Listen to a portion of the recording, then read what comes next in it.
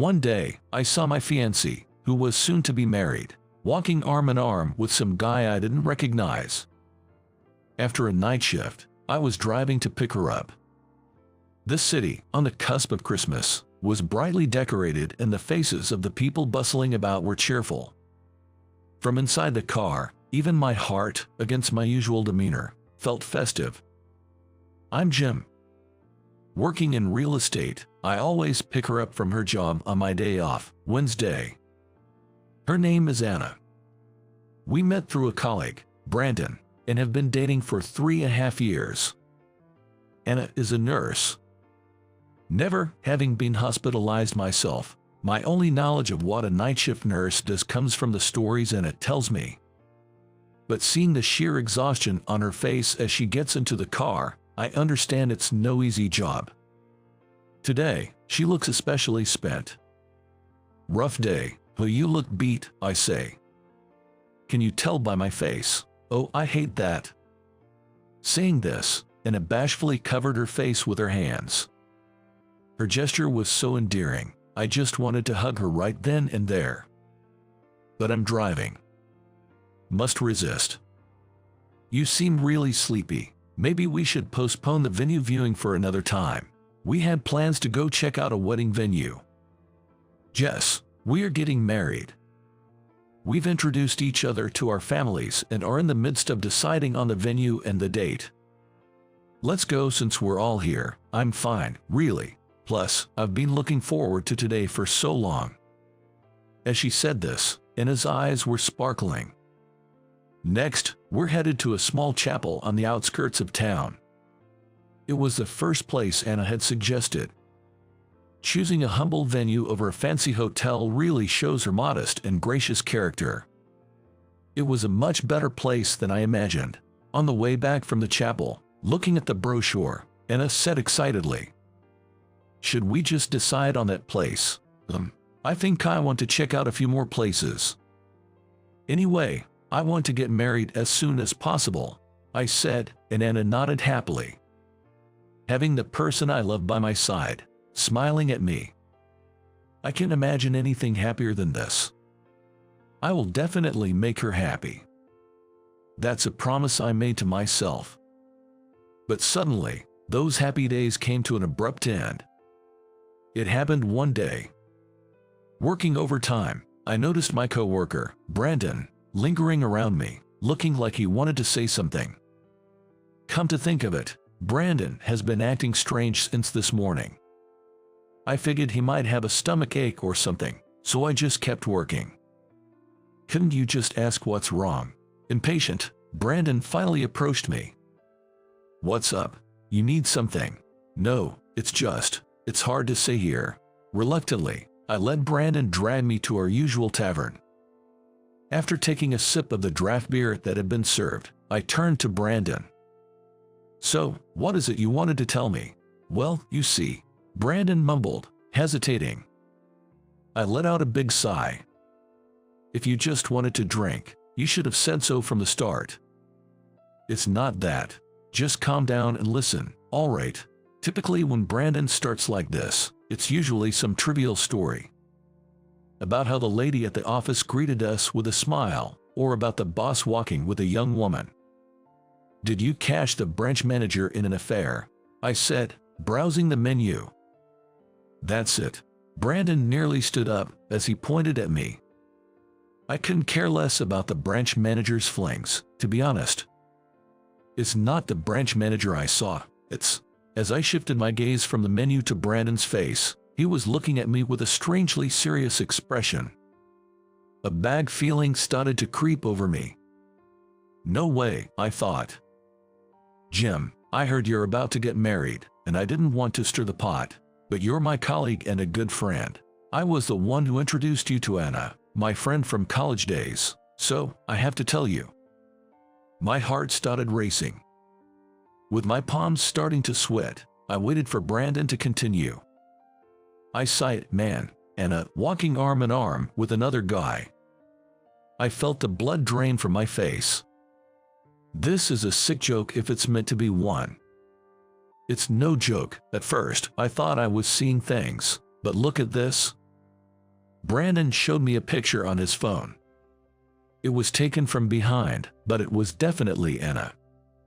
She was wearing the turquoise blue scarf I gave her last Christmas, walking arm in arm with a man, as if they were supporting each other. What does this mean?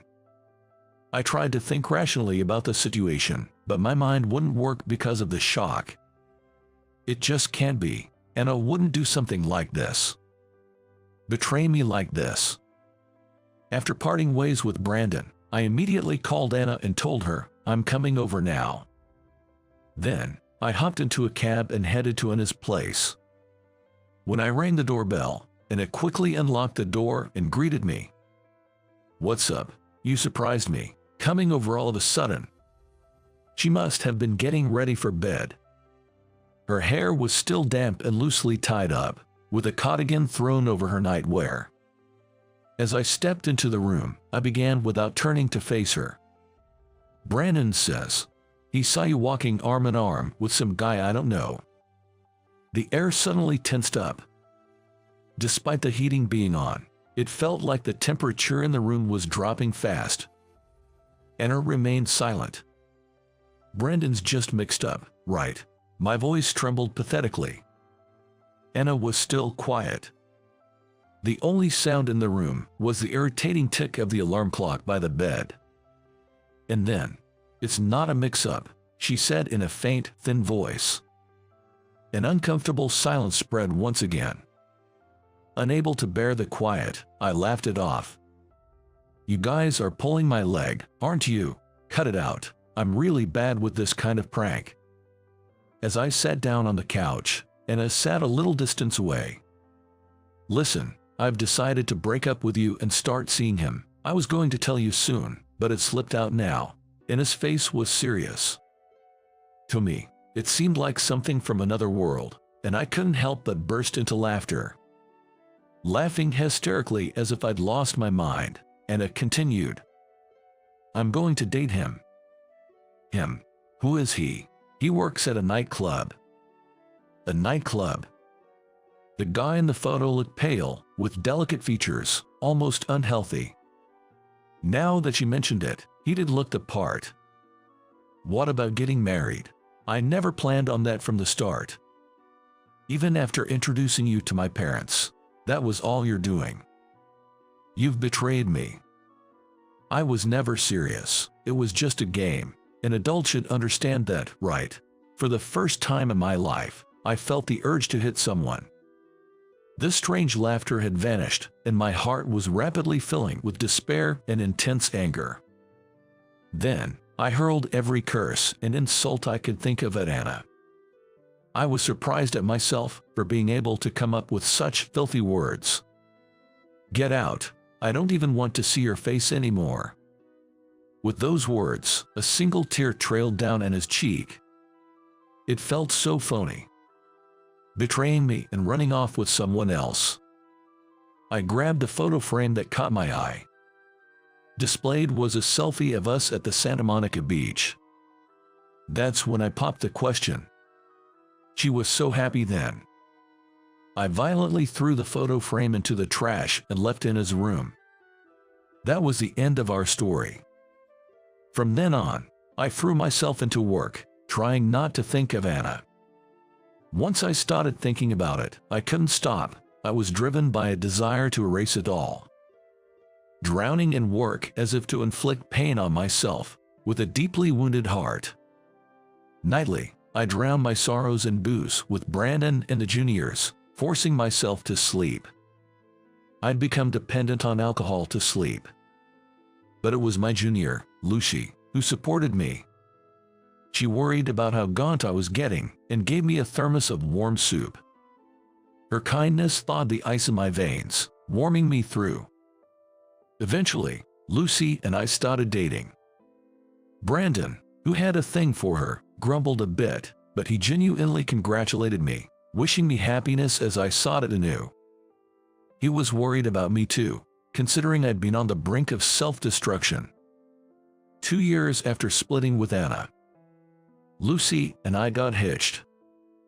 Betrayal from someone I loved with all my heart. It shattered my soul to pieces, to the point I thought I couldn't stand up again. But thanks to Lucy, I've been able to open up my heart to love once more. I overcame it because she was there. Now, I want to be there for her. I was determined to make Lucy happy for the rest of our lives. A year later, this season of Christmas returns to our town again. The familiar scenery, now lit up with Christmas lights, made my heart skip a beat. No matter the age, Christmas always brings that excitement. I looked around, scanning the shop windows for the perfect find. Today, I was on the hunt for Lucy's Christmas gift. Gloves were last year's gift, and jewelry just lacks originality. Maybe splurging on an electric bike would do the trick. As I pondered, a familiar profile caught my eye. It was Anna. She was wearing the turquoise blue scarf I gave her, pushing a wheelchair. The man in the wheelchair must be the guy from that photo. He works at a nightclub, doesn't he? I thought he'd be out of the picture soon enough, but they're still together, huh? A dark flame began to burn in the pit of my stomach. I couldn't contain my hatred and stepped forward to confront them. "Hey there," startled by my sudden appearance, and his eyes widened. "Jim, still using that scarf, I see." "Yeah, well," my gaze fell on the man in the wheelchair. The guy, with his black beanie, didn't so much as glance our way, just kept looking straight ahead. I felt a surge of arrogance at his demeanor and couldn't help but throw a sarcastic jab. "Had an accident. That's what you get for stealing someone's girlfriend. Serves you right." I admit, it was a mean thing to say. But the guy said nothing back. As I was about to yell at him, and it cut in. "We're in a hurry," and with that, she pushed the wheelchair past me. I watched them go, feeling oddly satisfied. I'd always wanted to give that guy a piece of my mind.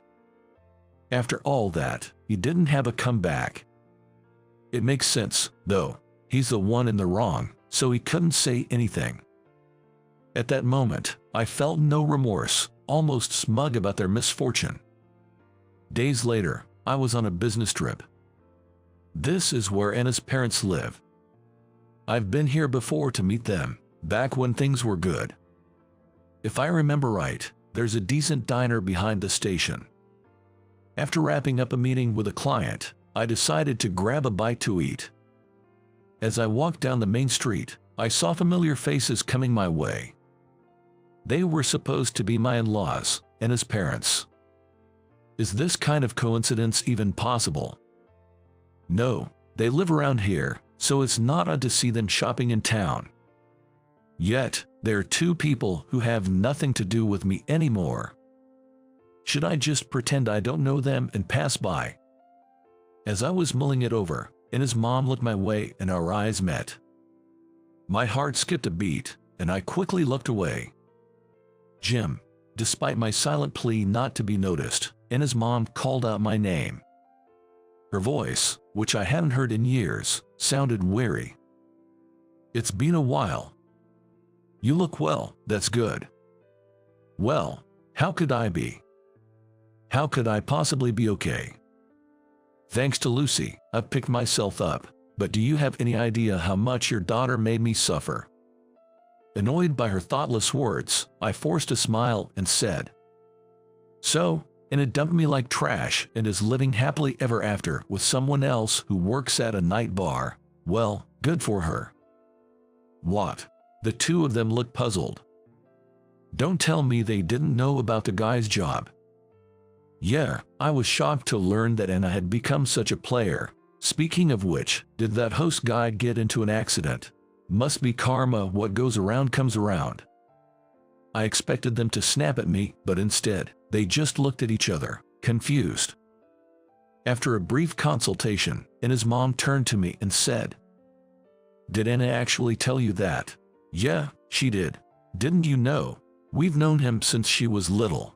He's not." "What?" Anna's mom chose her words carefully, trying not to hurt me. Anna's mom told me this. The man in the wheelchair wasn't her enemy guy or anything. He was Anna's childhood friend, and also the one who saved her life. Anna was born with a heart condition and occasionally had attacks when she was a child. During her middle school years, she had a severe attack while walking home alone and collapsed on the side of the road. Thankfully, he came by and called an ambulance, which likely saved her from a worse fate. It was a road not many people traveled, so if he hadn't passed by, help might not have come in time. From then on, until they graduated middle school, he always made sure to walk her to and from school, always ready to assist if something happened. Due to all this, Anna and her parents couldn't thank him enough, feeling an immense sense of gratitude. His kindness also inspired Anna to want to save others, which led her to pursue nursing. But even hearing this, I couldn't accept it. Even if he was her lifesaver, it doesn't give him a reason to treat me so poorly and cause me such pain. I didn't sugarcoat it. I threw these words right at Anna's mom. After a brief hesitation and with a trembling voice, she replied, "He has ALS." Afterward, I managed to get back to work, but her words stuck with me. ALS, amyotrophic lateral sclerosis. I had heard the name before. Once home, I opened my laptop and searched for information about the disease. It's a progressive disease where muscles stop working as you'd expect, making it difficult to speak clearly and swallow food. Eventually, the muscles needed for breathing weaken, and a ventilator becomes necessary to extend life. And once it starts, the symptoms never get better. I heard the front door open. Looks like Lucy got back from work. In a panic, I shut the laptop. "I'm home." "Hey, what's wrong? You look pale." "It's nothing. I might have done something terrible." Even if I didn't know, to be so rude to someone suffering from such a terrible disease. I felt like I was being torn apart by intense regret. He didn't ignore me. He just couldn't turn to face me. I owe Anna, and her childhood friend, an apology. I'm gonna take a walk for a bit. With Lucy giving me a puzzled look, I grabbed my phone and left the house. My breath was white in the cold air. Before I knew it, it was already past the 20th of December. My hands were numb from the cold as I fumbled with my phone, trying to find Anna's number. This was the first time I was calling Anna since we broke up. Would she pick up? After a few short rings, I heard Anna's familiar voice. "Hello, it's me, Jim." That's all I could manage before we both fell silent. I still hadn't figured out how to apologize. The north wind was piercing my cheeks. A feeling of inadequacy overwhelmed me, squeezing my frozen chest tight. Anna was the first to break the silence. "You heard from my mom about him." "Yay, about that. I'm really sorry for what happened before. I don't expect forgiveness, but no, it's me who should say. Actually, he's been wanting to see you. Can you meet him tomorrow? To see me." I wasn't feeling up for it, to be honest. But I felt I had to. I was the one who said he deserved divine punishment. I need to apologize face to face. We agreed to meet at the coffee shop in front of the station the next afternoon and hung up. The next day, I arrived at the coffee shop an hour earlier than the scheduled time. I couldn't settle down at home. I couldn't gauge Anna's feelings through the phone call the day before. Was she angry? Or was she sad? After about half an hour, the cafe's door opened and I saw Anna coming. She was pushing the wheelchair just like she had been the other day. When she spotted me, she deftly changed the wheelchair's direction and headed straight towards me. I gave a slight nod and watched her approach. "You're pretty early, aren't you?" Anna said with a weary smile. That unchanged smile of hers made my old wounds ache. "It's been a while, so he is. He's Kevin, just like my mom told you. He is my childhood friend. He can't move or talk normally anymore." Anna spoke while wiping Kevin's hands with a wet wipe. I didn't know what to say and just stood there awkwardly watching. after carefully wiping his hands, Anna bowed deeply to me. "I'm really sorry about that time." I was terribly shaken, thinking that I should be the one apologizing, and I couldn't even respond. Ashamed, I cast my eyes downward. "No matter how I try to explain it now, it won't change the fact that I betrayed you and hurt you, but I need you to hear this," Anna continued. At that time, Kevin's illness had already progressed to the point where walking alone was difficult. Even if we thought to go for a walk for a change of scenery, during the bright hours when people were around, someone would laugh at his awkward gait or say something heartless. So it became our routine to walk together on less crowded streets late at night. Hearing this, I wished I could just disappear from the spot. The one who had said those heartless words, wasn't that me? I would take Kevin's arm and walk slowly, with me beside him. What Brandon saw was just that. Brandon did indeed see Anna. But she wasn't leaning on him out of dependence, it was to support Kevin. Then why? You could have just explained all this to me. And I'll look down sadly when she heard this. The words that finally came out of my mouth were accusing Anna. No, that's not what I want to blame her for. I was disappointed in myself for not being able to express my feelings properly. Then, still looking down, Anna whispered, "Kevin's parents are gone, so I'm the one to support him." It struck me. Of course, that explains everything. She distanced herself from me to take care of Kevin. Why make up a lie about his job? That should have been obvious. Did you lie? For my sake. It's not your fault. I didn't want to burden you with this repayment. If you knew, you'd definitely say you wanted to shoulder it too. You're a very kind-hearted person. What is she saying? That's for my sake, isn't it?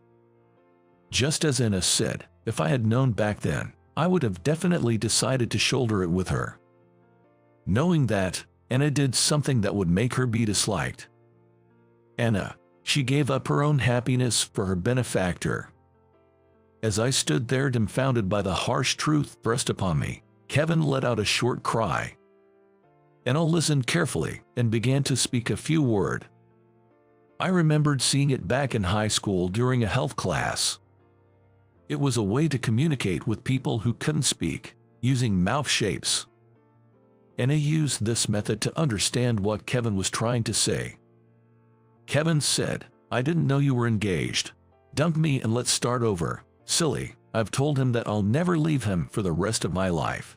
Kevin, unable to move his facial muscles, appeared expressionless, but his eyes seemed to carry a hint of sadness. Unaware of Anna's turmoil, that day I cursed her out in a fit of anger. "Is there anything I can do to help?"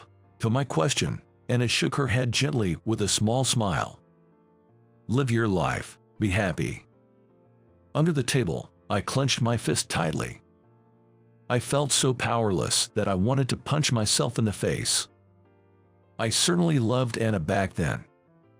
If Anna is struggling, I want to support her somehow. If she has chosen her path, I want to walk beside her. But I swallowed my words and looked straight into Anna's eyes to say, "I respect your strength. I'll always be rooting for you, so please, find happiness, Anna." Anna nodded slowly with the same gentle smile she had 3 years ago. She waved her hand slightly in front of her face before turning her back. As I watched her in a daze, Anna turned around as if remembering something and said to me, "Merry Christmas, though it's a bitterly. We probably won't see each other again. But I hope you will be happy. May your chosen path be filled with light." I closed my eyes and prayed earnestly. When I got home, Lucy was decorating the Christmas tree. She was stretching to put a star-shaped ornament on top of the tree, taller than herself.